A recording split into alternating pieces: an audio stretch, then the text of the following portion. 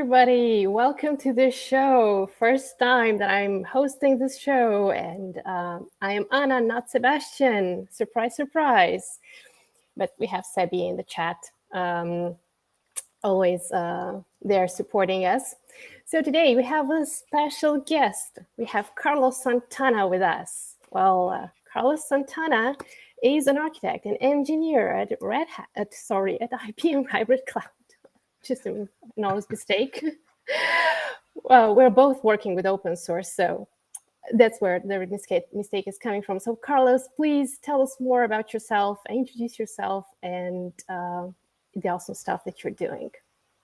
Yeah, thank you. And I use OpenShift every day, so that's not a problem. I use as one of the Red Hat products that I spend my time and actually part of my work at IBM. I'm currently about 20 years in IBM history here, but yeah, in IBM I have different I guess roles, organizations. So I have moved around a lot. So lately I've been working on go-to-market assets and architecture engineering. Is basically help customers and clients engagements in production. So provide some production guidelines around deploying IBM CloudPaks on OpenShift. So I deal with a lot with Kubernetes on how to modernize those workloads on top of Kubernetes, make them cloud native. And part of that cloud native journey, I'm a maintainer or contributor to open source of Knative, which we'll be talking today here. I'm talking a little bit about serverless and what does it mean and what is Knative. But yeah, Red Hat, IBM, Red Hat, I think we're just family. I'm a fan of Red Hat since beginning of the days of my first RHCE. I think it was in RHEL 6 back then. So I've been using Red Hat since the beginning. So a long-time fan. Good to hear that. Well, let's talk about how did you get involved with Knative? So why Knative? How did you get to love Knative that much? So a little bit of history. Before Knative, I worked on another open source project called Apache from Apache Foundation of OpenWhisk. That was a project that actually I worked with Red Hat on that project, Adobe and other companies to create a functions as a service kind of platform or framework where you provide a snippet of code. And usually this is my sign for either a snippet of code back then, and now it's a snippet of YAML. So we'll be talking about that in a while. But OpenWhisk is a core project that we did for IBM Cloud Functions, and this was back in the day. We started in 2015, where Kubernetes was not in production ready. We didn't have a service of Kubernetes, so we just built it with regular Docker containers and VMs. So I went through the struggle of using those tools at that time, like imperative deployments, not using GitOps. GitOps didn't exist. But we did that because people were looking for a way to run functions or event triggers and such. And at that time, then later came Kubernetes as a platform. So we were looking at Kubernetes, and we started working on a project called Code Engine that now is GA. And as working on that, we were looking for the next generation of that system to provide more Kubernetes native experience. And in 2018, Google reached out to us, to IBM and other vendors like VMware and Red Hat. And we joined the project on creating a serverless and event-driven platform on top of Kubernetes with Kubernetes APIs and abstractions to provide a better experience. Not a better experience, but an experience that is abstracted on top of Kubernetes.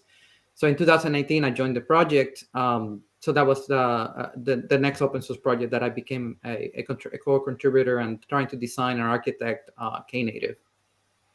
Wow, that's a very, very interesting journey, and quite related to the day-to-day problems of the developers, because we kind of evolved with the ecosystem as well in terms of like choosing implementations and what to use in our implementations as well.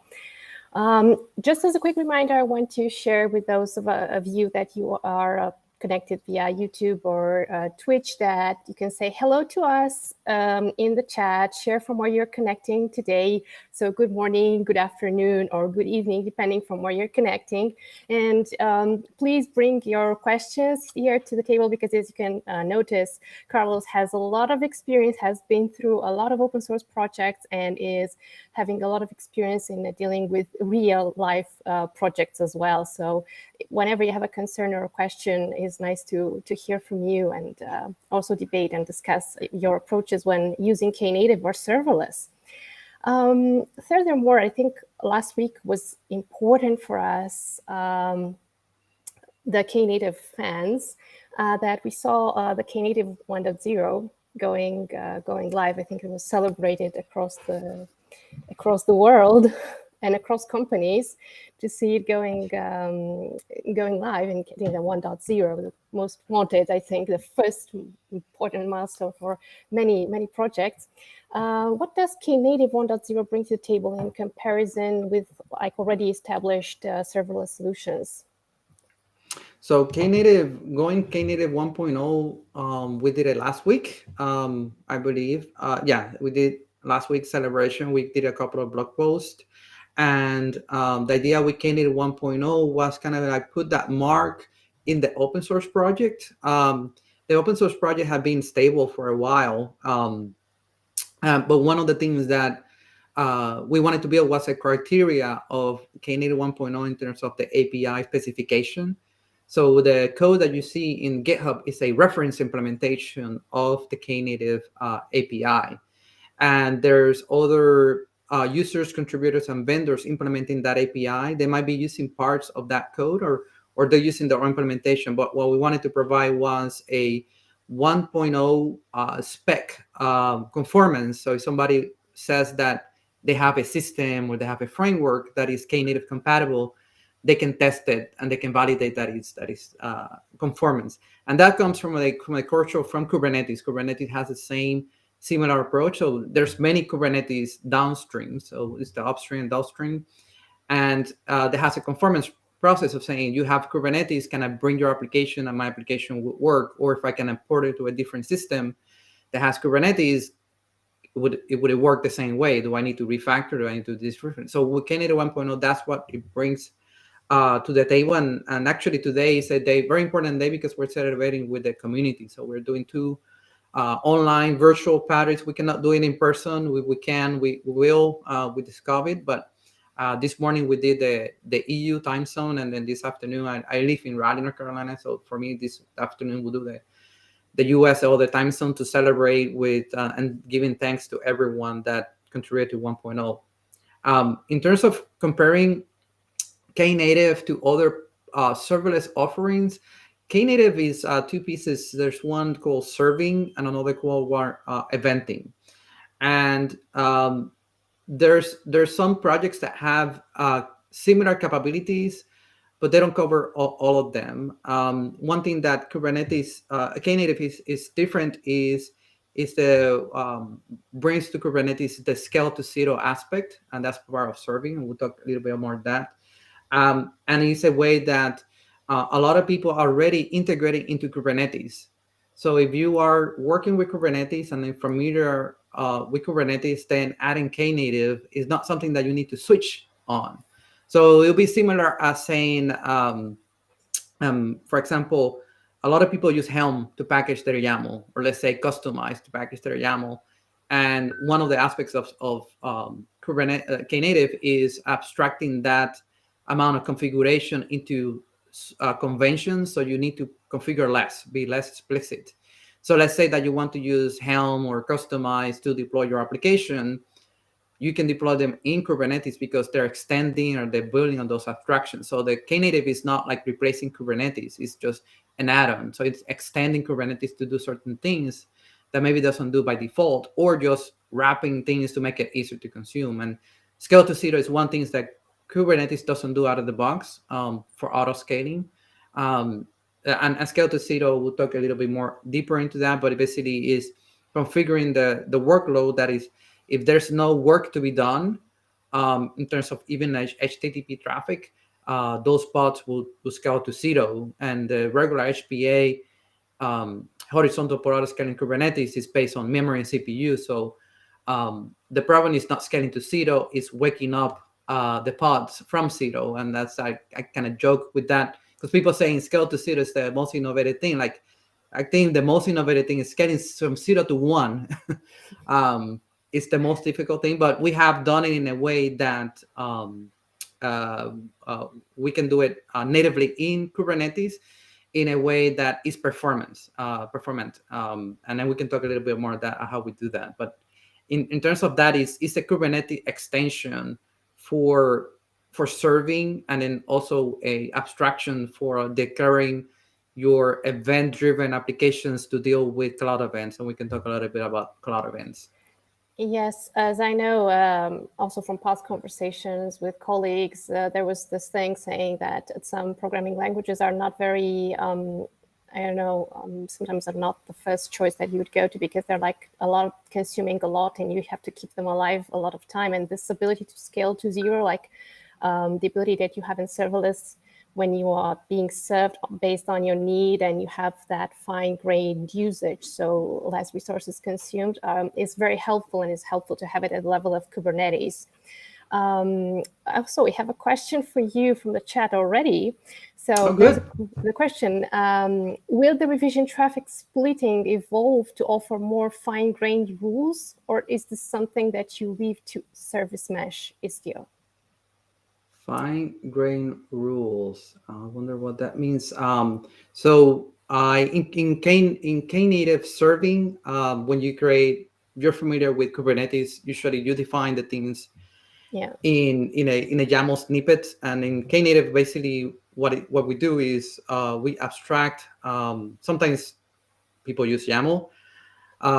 Funny thing is, I'm a fan of JSON. And that YAML actually gets translated into JSON, and when you talk to the REST API, it's JSON. But anyway, I'm a geek.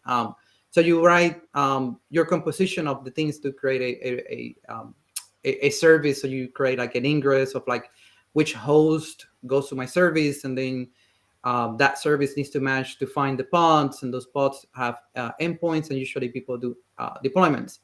By the time that you get all this configuration right, is to have to attempt it like 4 times to do it, right? And that's not talking about the liveness probe. But one of the aspects is traffic splitting, which is a very good feature of Knative, which allows you to put in that little snippet saying a traffic control, a traffic section, a small section that says which revision. So as you make updates to your container image, for example, or the configuration, a new revision gets created. So we are keen on immutability. That way we have a better production system. So what Sebastien is referring to is in Knative, you can put a wait saying revision blue, right? We can say that it gets 50% of the traffic, and revision red gets 50% of the traffic. And you will say like, well, that's dumb. Like, we got to have 2 versions at the same time. Well, that's a pattern for A/B testing, for example. You can have 2 websites and people use your services, and then you can measure observability.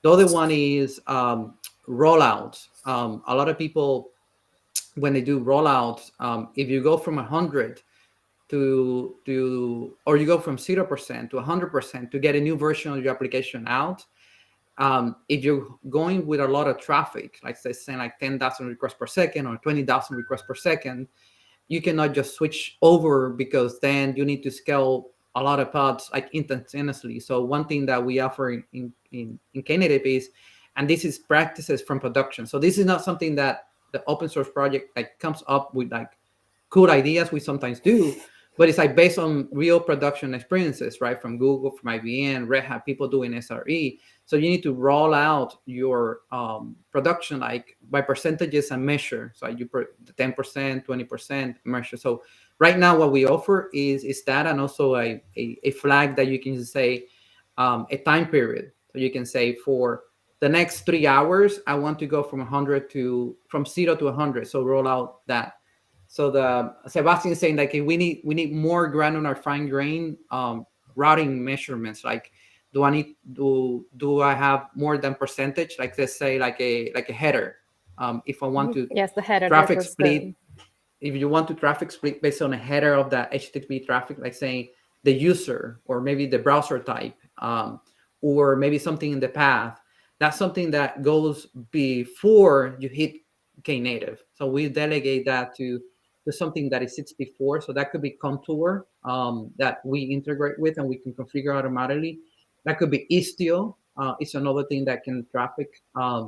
It could be Nginx with a lot of flags in the Nginx controller, right? Saying that, either a path or header or there's certain path, send it to this service versus that service. So you will put that before you actually send it to Knative, and we leave that as a delegating that to that open. Like there's a lot of like vendor and open source project that are like experts in that area, right? We don't want to go into that area because it's already there.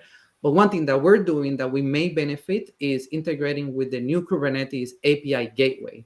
So that's kind of like, I call them like Ingress V2. There's not going to be an Ingress V2, but actually it's an Ingress V2 in Kubernetes. But the community decided to call it API gateway. So Knative will integrate an API gateway that can do path-based traffic splitting, header, and I think I added an issue for method, right? Get versus put versus post. That way you can create a serverless function-based application. And that's something that is like an abstraction layer that if we implement the API gateway API Knative, then Contour, Istio, Linkerd, HA proxy, like the other 20 projects that are dealing with that network traffic shifting or security authentication. There's many things in there.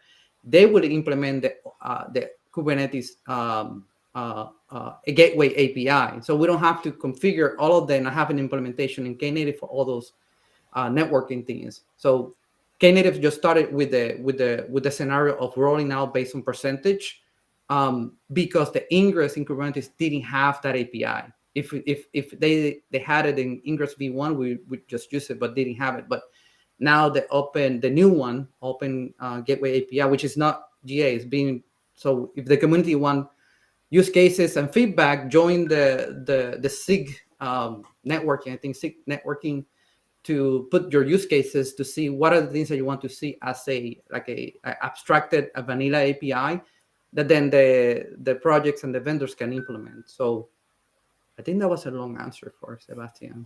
No, it was a very useful answer. I mean, I think that it's very good to know that there's going to be an Ingress V2, an API gateway, actually.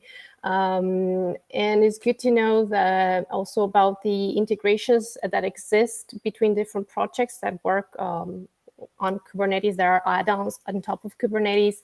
And also it's good to see that we are, that each project is having its own line. So it's not like one that tries to do everything and just keeps its own track. Thank you very much for the answer. It was very insightful and very good. And so we're keen to see what's going to be next based on what you told us. Now let's get a bit to the real life, because probably many of us have tried some Hello World with Knative, sometimes because, we know that Knative probably on our locals requires a lot of resources. But by the way, if you want to try Knative, you can try it on the Red Hat Sandbox. It now has the operator for it, so you can play with it there a bit and try it on, so you don't need to install it on your computer. I've done it in 2018, and my Windows computer said, no. But that's another story, because in 2018, when I saw it first, I was like, I have to see it also and work with it. So for the real world, any tips and practices you have regarding using Knative together with, let's say, Tecton? Oh, yes, that's a good question. This is about deploying. So one thing that you mentioned was the sandbox, the was super happy when I saw the first release of the sandbox available to developers for free, right? That you can try things. That's the good thing. You just log in and you have an OpenShift like that you can actually like put your hello world or put your pet project or try to learn like learning exercise. First question I did in Twitter to Steve was like, where is Knative? Like I don't see Knative. I say he's coming soon. He's coming soon. Don't worry. And I think it was soon, like soonish. Yes, it was soon. I saw my Twitter. I get all my news from tweet, by the way. So in Twitter, like, oh my god, I need to try this. So I just scramble and go to my laptop and like I don't remember my Red Hat password, and then log in, and then I find the sandbox, and then like, oh, it's there, so I can just like put something. So I was doing a presentation in a conference, All Things Open, which Red Hat is a sponsor, and IBM here in Raleigh. And I did a talk about making Knative or development in Kubernetes as easier as possible for, at least for web development. I have a background in web development, so that ability of a live reload, and you change one line of code and then you get instant feedback of your API or your front end. So I have a little example that does that, and I wanted to test that container. So I just had a GitHub repo with source code. That's it. I don't have a container. So I went into the sandbox and plugged my GitHub repo, and the sandbox was able to fetch the source code, right, that was sitting in my GitHub repo. I think it was Node.js. And I click say, I want a serverless, right? Because I want to put more I don't want to put one Hello World app and have it like available. And then if I have like another project, another app that does like something IoT in my house, or another project that does some fun games, and like there's limited resources, so I cannot put like the 4 apps out there. If not, I'll be like scaling down to 0 manually to fit the one that I want to use, depending on. So with Knative, I just deploy the 4 apps, and then they scale to 0 automatically, and then I just go to the web page, and whoever app I'm visiting, it comes up very easily. So just the fact that I can just plug my source code, and maybe I'm not familiar of like building a container because like I'm a programmer, I'm not a IoT person. Is that so? Tekton comes into the picture where Tekton, I use it a lot through OpenShift, which is OpenShift pipelines. And the idea, and I do it at work, a lot of combination between CI and CD. And I use Tekton for the CI part, the continuous integration. And then I use Argo CD or through OpenShift GitOps for the deployment part. And one of the tips that I tell people is Tekton is very good for CI. So if you want to implement that Git clone of the source code and then linting the source code and checking for vulnerabilities of bad practices on that source code, that's good. Or maybe just rerunning unit tests, that's good. Running a small utility to create the container, signing the container, checking for vulnerability, like all those things are good to do in Tekton, but to the point that you want to deploy the Knative service. So Knative deploys as any deployment.yaml. So actually you have less YAML. It's like 4 lines of YAML versus like 15,000 lines of YAML. So where you specify the container that you want and the name of the app.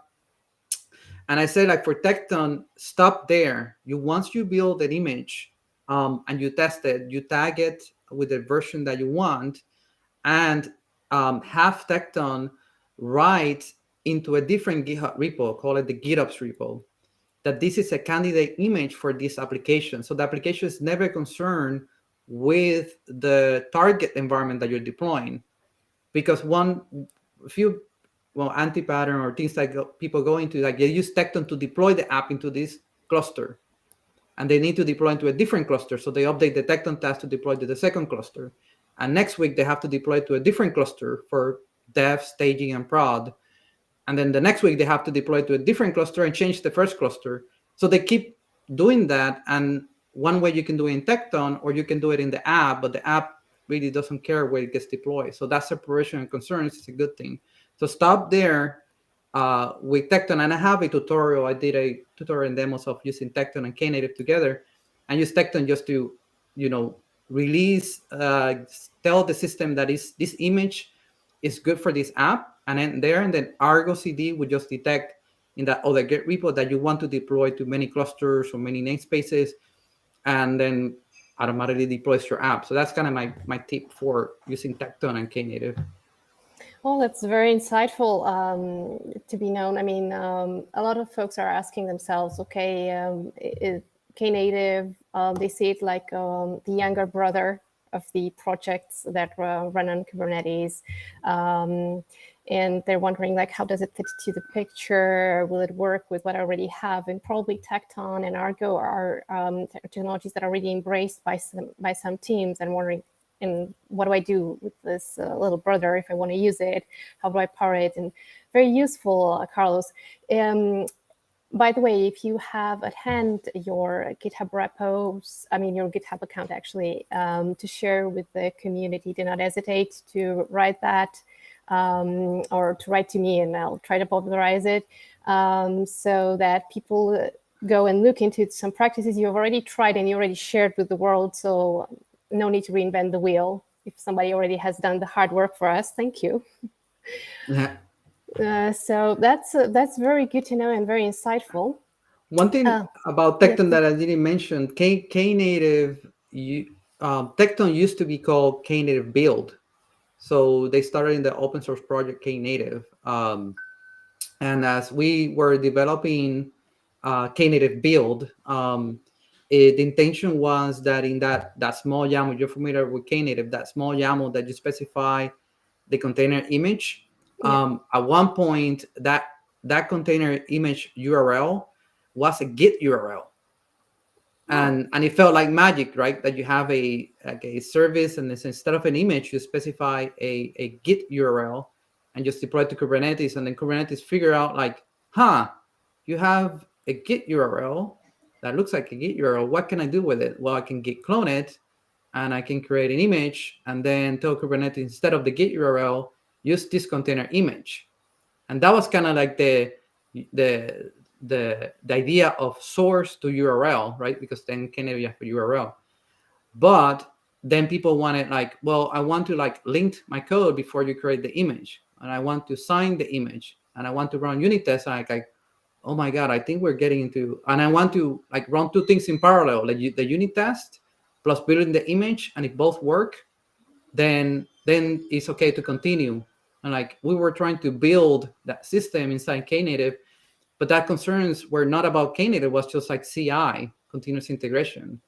So that's where we decided of like, maybe these Ps that can be used outside Knative can become a Kubernetes native CI system. So we decided to donate that into a foundation, and then the Cloud Delivery Foundation, CD Foundation, was created, and Knative was one of the core projects in there. And I was sad to see some of my friends that were working in Knative, maintainers, right, will go into Tekton, but we're still keeping family, and actually they use code from Knative. We have a common code in terms of building these controllers and the way we manage the controllers and everything. So that's a little bit of history that maybe people don't know about Tekton, that it came from Knative and then the why. Oh, and we're learning so much in the show today. It's very insightful. Another thing that popped up to my mind some time ago when I was like learning and getting to know Knative better was when would a project adopt Knative in its implementation and would not choose another solution? So, like, if you, from your experience, of course, with clients, when did you see the need for going with Knative instead of something else? It depends a lot on the use case and how to go about it. So choosing between Knative and something else, it depends on what you're using it for. So in terms of Knative, it's the aspect of people not being familiar on how actually it works, and some of the misconceptions. So people don't choose Knative because they have misconceptions, what I call. if it were me, I would put Knative in all my HTTP services. But it's a lot of misconceptions, and I think because they're mixing, and it's the part that is bad and good of the word serverless. So serverless it's a very bad word to describe like what we do, because back in the day, serverless meant like I don't have to patch a Linux system, right? The kernel and security patches every week. Somebody would do it for me, and I just provide you like a workload, and you run it. I don't have to patch the OS. Then became like scale to zero, functions as a service, the mix between functions as a service and then serverless containers. So that's around the misconceptions of not choosing Knative. So one example is some systems that you run that you maybe put in Kubernetes that does functions as a service, or a functions as a service is that you cannot do WebSockets. And WebSockets requires you to have a persistent connection where you send requests, where other systems just send a request, they take your request, um, and maybe you get a response and they close the connection. So it's a request response type of thing. But there's WebSockets that can be used for like a lot of events have low latency and continuous. And Knative supports WebSockets. So that's a misconception. Like I'm not going to use Knative because I need to use WebSockets. Like we support WebSockets. We're not using Knative. Another one is HTTP2, right, with gRPC. So a lot of modern systems and greenfield. I would say greenfield. I work a lot with brownfield. I'm going to call greenfield and brownfield for people from other countries, and actually for myself, I didn't know this at the beginning. Was we call greenfield like new applications that you're building with developers, like from scratch. You're starting to code.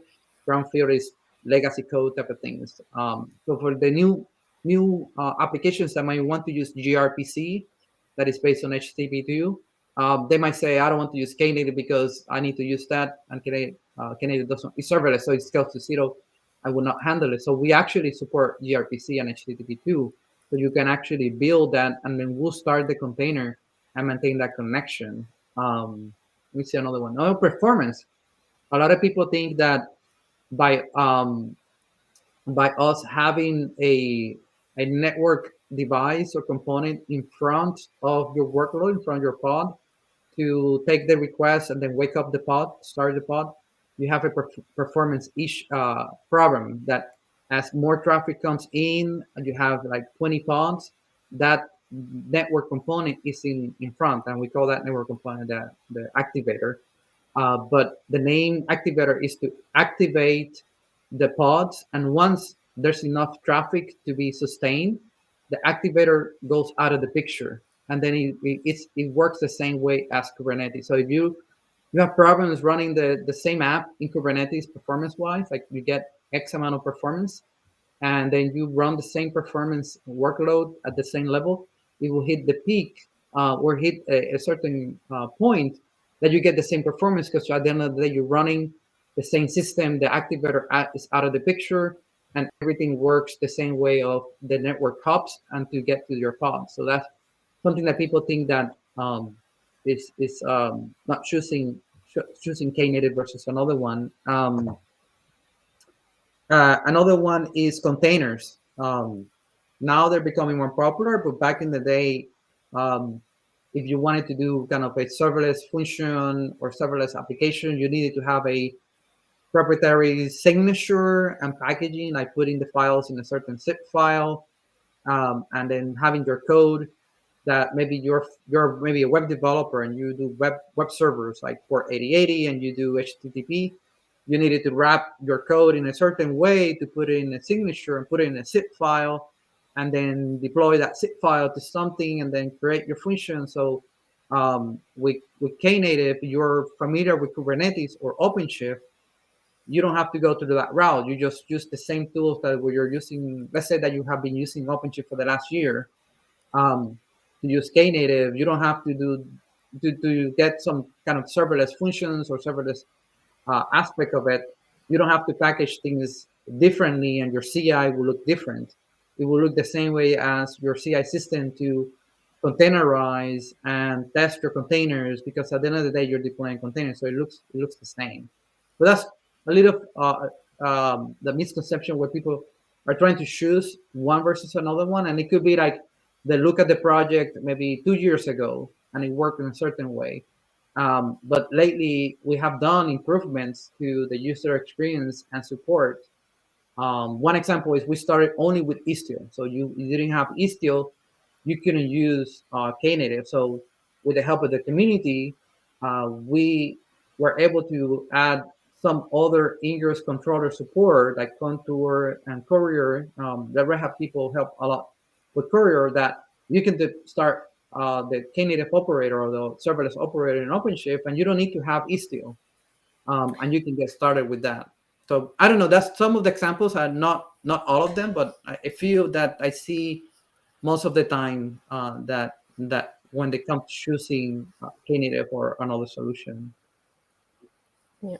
Well, indeed, you're right. Knative has evolved a lot, especially since its 2018 version. I remember, now you mentioned Istio, I remember that when I tried it that first time, I first installed Istio.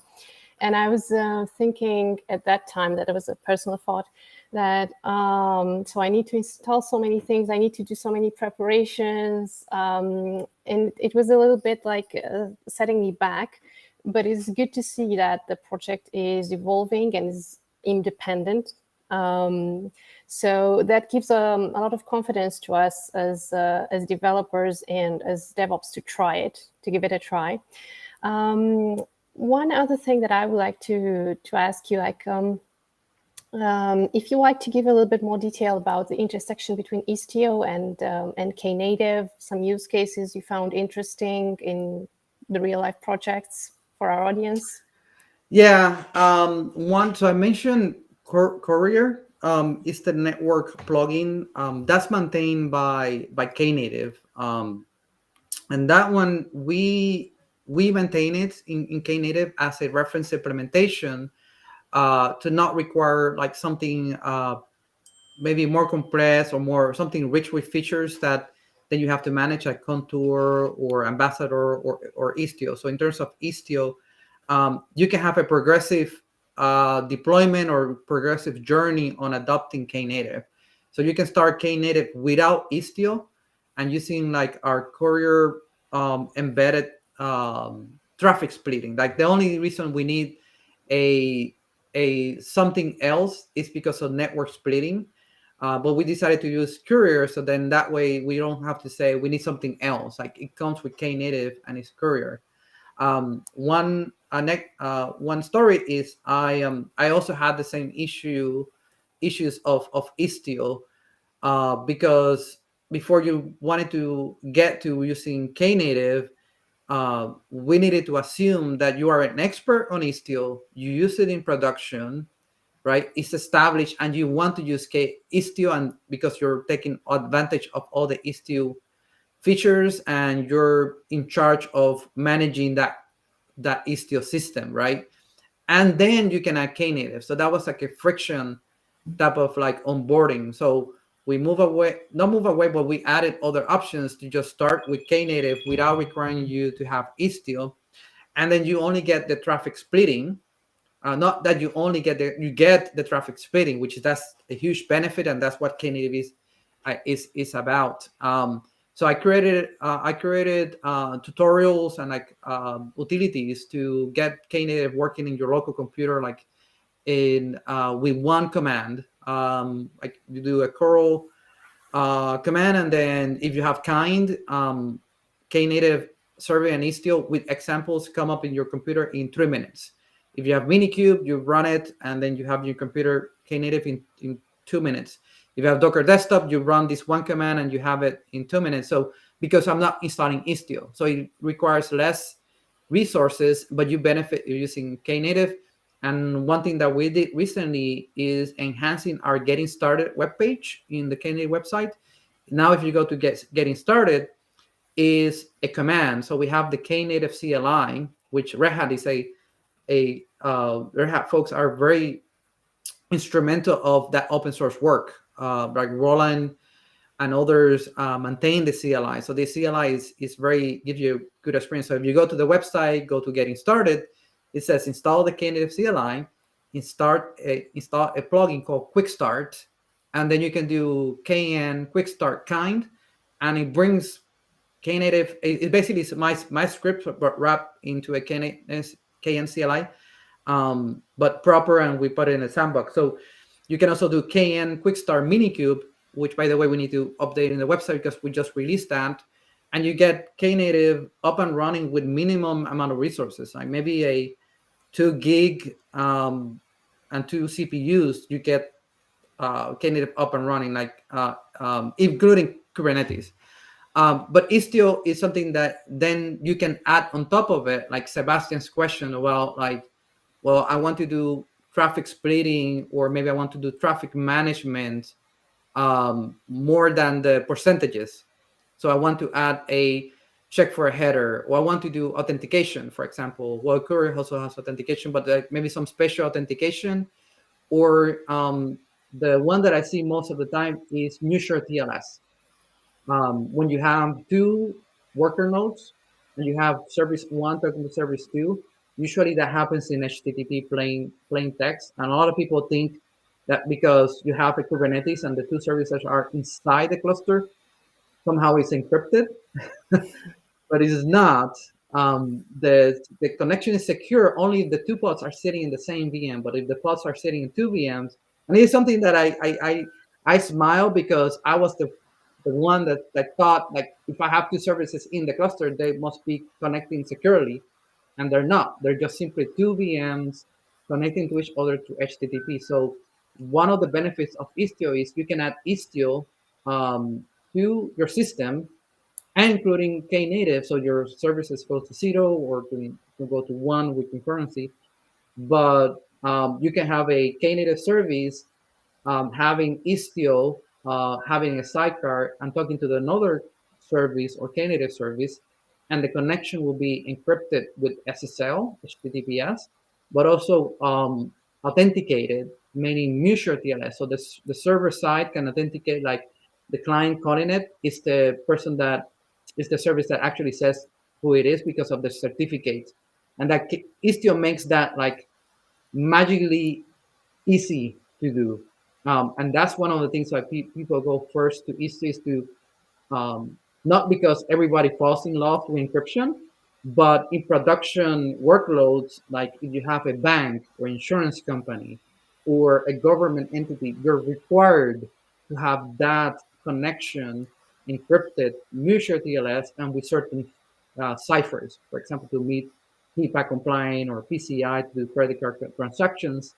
So you're required to implement it. You don't have to use Istio, but if you can implement something with Istio, then you get that benefit. But Istio also give you a lot of like observability aspects of managing your service, so you know all the traffic going, and you have things like Kiali, and you have metrics. So it's a progressive disclosure. You can start with Knative and then add Istio to benefit with those benefits. Or if you already have Istio, then you can add Knative. And that tells a better story around Knative and Istio. Well, that's very, very insightful, and thank you for the examples. I mean, probably a lot of us wondered, like, how do we connect all the things, and it's really insightful also from the security point of view, because I think security has been a concern for from all of us for a long time, and nowadays even more, since we're going online more and more for anything, and we're sharing our personal data in so many places, so we don't want that to be mismanaged. Speaking about a lot of workloads, I was going to ask you something that's more like belonging to Istio landscape. What are your thoughts on adaptive concurrency control, for example? It's not related to, you mean for Istio? It's something that's is on the wish list for Istio. Envoy has it, and adaptive concurrency control. Yeah. Do you know? So from the managing for doing load shedding, there are 2 ways: by rate limiting or the concurrency control when you have a lot of workload. I've seen some time ago that Envoy has something like this, like to adapt the concurrency control automatically something like that. And a lot of folks, I mean, I've seen the PR still there, PR, the discussion is still happening around to have it or not in Istio. And I was wondering what are your thoughts on this? So the thing with this is that how do you Istio? So I'm not a little bit familiar with that. So in Istio, you can have things like rate limiting. For example, you can do rate limiting. What you're saying, that if you have certain rate limiting, and all the things that we're talking about, just for the developers watching, is like, don't get scared because you don't have to do anything in your Java code or your Node.js code to get this encryption or get this rate limiting. All this is aspect is of the wall. When you're throw your code over the wall, it's like the ops team catch that, but you need to talk to them. So that's where the DevOps come into play, right? It's not just throwing things over the wall, but the ops team is trying to make the system production ready without bothering you, right, as a developer. So you don't have to do. So that's why we at Istio we have the sidecar. We don't ask you to do things in your code.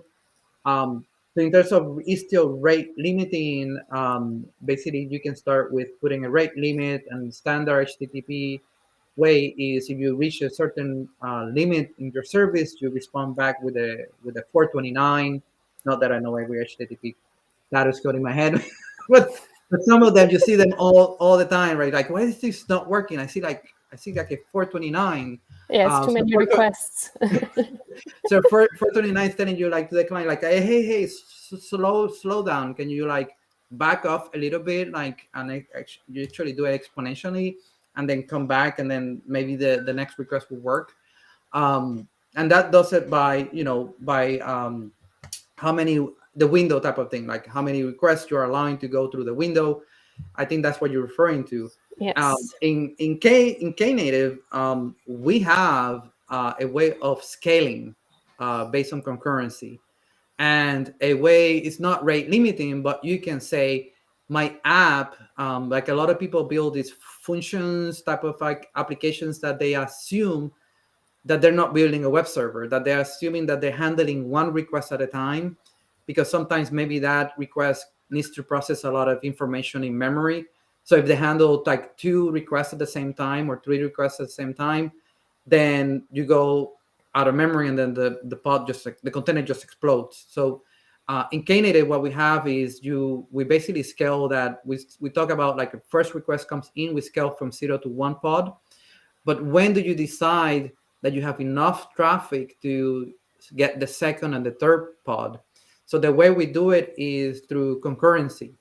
So you can say my pod can only handle, let's say, 1 request at a time, because I don't want to have 2 requests and then maybe I handle a lot of memory and then go out of memory. So you can create a container and define it in Knative with a very small amount of memory, like let's say 64 megs of memory, that you're going to process 1 request, and you don't process the next request until you finish with that one. So that's the core benefit. One of the core benefits with Knative, we put a sidecar next to your container, and we are watching the concurrency. So you put a little annotation in your service saying, I only want to handle 1 request at a time, or 20. The default is 100.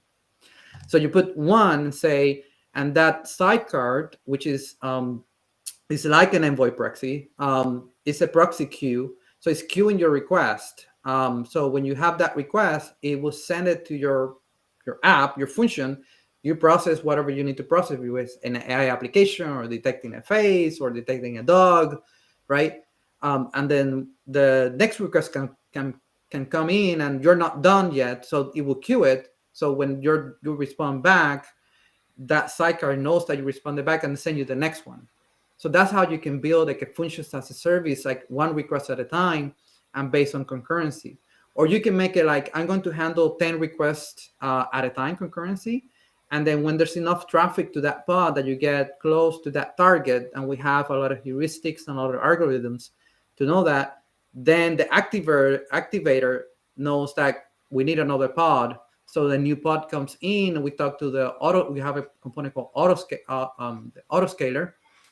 And we told the autoscaler, we need 1 more pod because there's a lot of concurrency happening in this pod, so we need the second one. And then you get more traffic, you get the third one. And when you stop traffic stops, then all the pods go to 0, or you can say minimum keep 1 pod, right? So you don't have a cold start, which that's something that we can talk about, the new thing that we're working on Freezer. But you can also do it on request per second, and this is where we go with Istio. You can also say my pod can handle 6,000 requests per second. Like, that's ridiculous, but let's say that it can handle let's say 1,000 requests per second. So the same thing, that we're measuring how much traffic your pod is handling. So it gets closer to 1,000 requests per second, we can handle the next one. And we do also do HPA, but we don't. So that way is you can get that sort of benefits out of Knative if you are not using Istio. So that's the key aspect. If you are using, that's what I tell people, like, if you're using Istio today, then take benefits of using Istio, and then you add Knative to augmented. But don't get Istio just because you want to use Knative.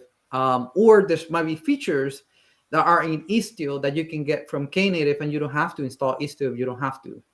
So like the traffic splitting, the concurrency, concurrency limitation or request per second limitation, you can get that out of Knative, and you don't need Istio. And we're mentioning Istio. This is open source project. We support other network plugins, right? Istio, Contour, Ambassador, like there's many of them.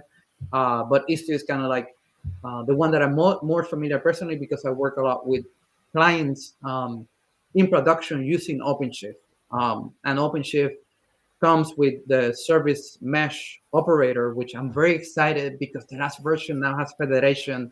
So I can have an Istio mesh between 2 clusters. Like, you don't know how excited I am about that. Like, I get excited about all these features coming into production because I actually can use it with clients, right? Not just in my laptop. I get the excitement with the in production things, and especially with OpenShift and the operators in OpenShift. It's so cool to see things working automatically, and actually seeing the system doing things for you, and you just have to configure so less. And actually, that's the peak of where we're trying to get with Kubernetes and all that has been developed around it to support the cloud native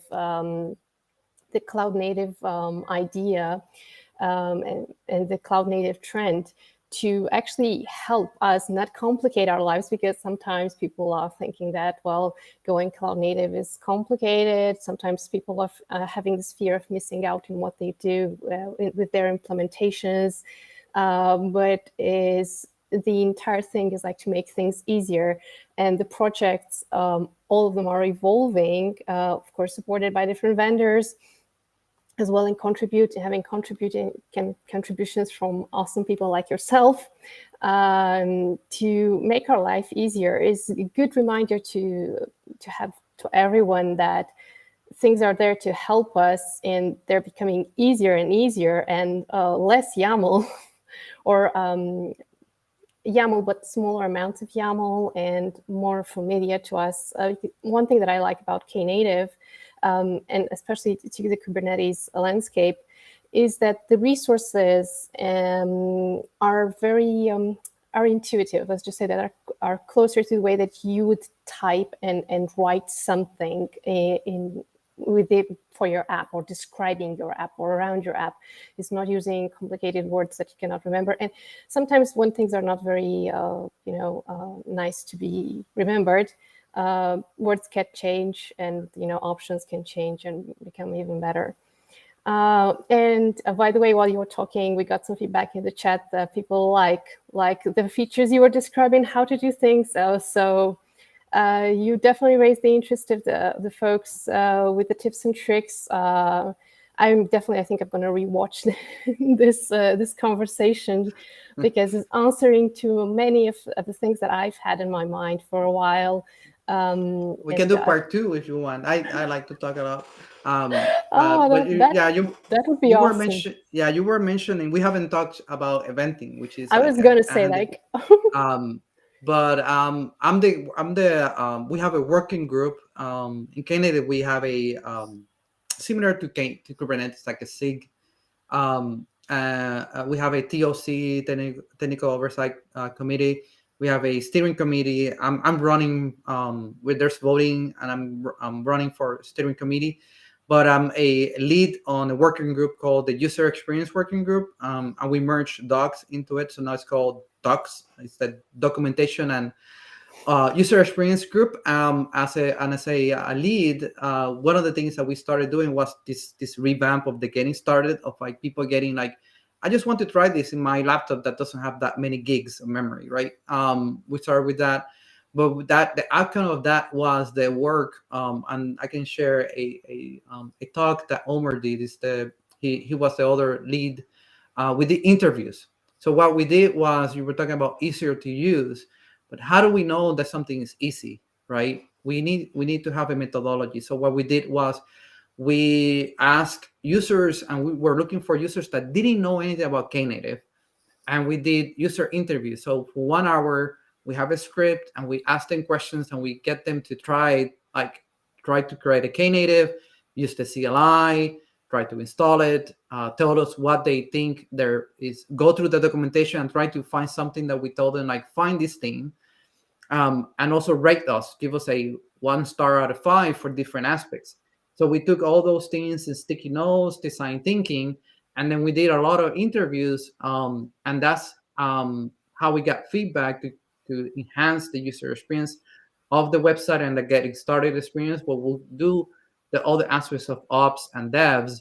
But that's one area where we have done in the open source project, is like doing user interviews, and then we go back and did another one to see if their rating came up, and the ratings came up from having a 2 to a 2 out of 5, and to go to 4.8 out of 5, because of those user experience interviews and feedback and analyzing. So we continue doing that, and we ask, that's an area that if people want to contribute, they don't have to be an expert in cloud native. They can just be a new user, right? Giving feedback and doing an interview, and then that way we make things easier in Knative. But Knative take into account that Knative is something that, as Kubernetes is a platform with building blocks and APIs, Knative is also a platform open source project to build things. So OpenShift build the downstream call, or the OpenShift serverless operator. So you can like click a button and then you get Knative in your thing. IBM took the open source project and created a SaaS service called Code Engine that you can just give it a Git URL, and we use Knative behind the scenes, so it's production ready. And other vendors have taken the code, and also we have done case studies, and they're in the website. I posted them last week from customers building internal platforms for their engineers. So they build a GUI, they build their system, so they provide their own user experience to their developers inside the company, like DeepC, Outfit 7, Puppet. They have built like platforms on top of platforms. So it's not something that maybe you may be using Knative and not knowing that you're using Knative, because maybe someone in your company, the ops team, decided to use Knative to maximize the density, to provide you kind of like a UI or onboarding process that says, create Git project in my private Git, and then deploy the system with these aspects, or handling events. Wow. Well, that's impressive. That's impressive. And it's good to know that there are platforms on top of platforms, and things are getting easier to be built, and there are testimonials, and people have tried things. So, and by the way, for those of you that have already joined us in the chat, if you want to contribute and help us, and help, of course, Carlos and the Knative project, please, you can find it, I think, on knative.dev, or just write Knative on Google, contribute. And you find how to we have a Slack channel. Yep. And join the opening Slack. Issues. So something doesn't work, that's a contribution. So any feedback is very much appreciated, and will make not just Knative better, will make it better for all of us. So the experience will be better for all of us that are using it. I think that was going to benefit for all, like anything in open source. Well, I think we're a bit close. Yeah, we're kind of closing to the end of our show. It was an amazing show. I hope that you enjoyed it, everyone that you joined us and you were with us Yeah, I in the hope that chat. people in the chat they enjoyed this session. Sorry for being so short, but we definitely we can do part 2 if you want. That's not a problem. Well, given that Knative is advancing so much, and actually the Kubernetes landscape is at such a fast pace, I think that there will be many more parts to follow, and given so many improvements. So stay tuned. Was a pleasure to talk to you, Carlos. A pleasure to see everybody in the chat there, and I hope that you enjoyed this conversation as well. Do give us a like. Do not forget to subscribe to the channel, and if you like the conversation, hit the like button there, or have it there so that you can see later. And we got some feedback. Like, we definitely need a part 2. Yeah. So we're Or gonna follow me in Twitter. Yeah, follow me in Twitter with your questions, or maybe we do another AMA in Twitter space. I'm trying to reach out as much as possible Yes. for people to be aware that the project is there and to see if it's beneficial to you and your organization. I follow you on Twitter, and every tweet that you're sharing is insightful and useful for all of us. Well, I tweet jokes also and memes, so it's safe for work. Fun. Oh, well, I think we need those as well. I mean, we do the serious stuff, but we also need to to have fun sometimes, and to also smile, not just. And I must say that I like the Kubernetes jokes, and sometimes when I'm sharing some of the Kubernetes jokes that I find on Twitter, and not only with my friends that are not that much into Kubernetes, they're like, "Yes, good that you're laughing." Yeah. I feel you. Yeah, same here. But I think that Cube and everything that's around it tries to be closer to the community and tries to be understood by the many of us. I think, and to be honest, Cube, that's how it started, to be a different approach understood by all of us in a common and to have a common language. Well, thank you again. Thank you, everybody, for joining from everywhere. Hope you have a great day or evening. Enjoy your dinner or your lunch or, I don't know, maybe breakfast. Oh, wait, I didn't show this. Okay. I also have the Red Hat. So we have that. Oh, cool. So you kept the best for the end. I got it. Yeah. I got it. Cool. So it's mine. I like the bow. It says Red Hat. Yeah. I'm not a Red Hatter yet, though. Thank you, Carlos, for joining us, and don't forget, guys, and girls, to subscribe to our channel. More great talks and speakers and guests are going to be here with us, sharing from their experience.